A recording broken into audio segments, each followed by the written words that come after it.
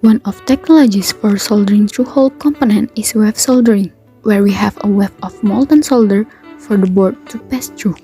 A wave soldering machine eliminates hand soldering and produces a capable process of solder in high number of circuit boards in a short time.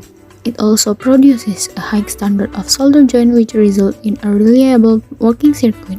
It has a flux applicator, preheat tunnel, and a solder port with pump.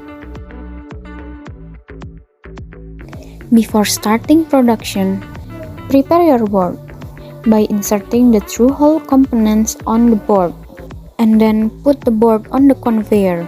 The PCB will be running on the fluxing zone.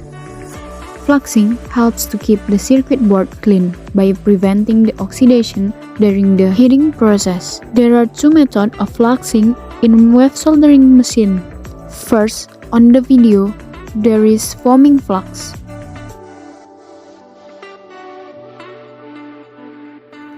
And the second method is spraying flux.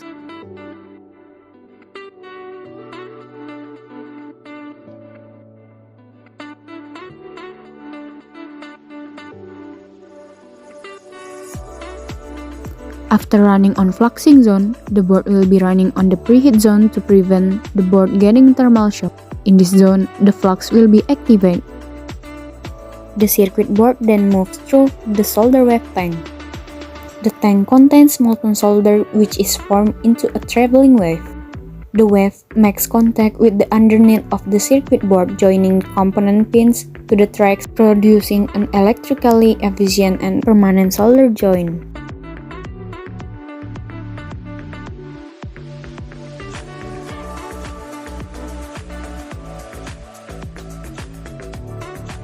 And last, the circuit board is then allowed to cool down as it travels along the production line.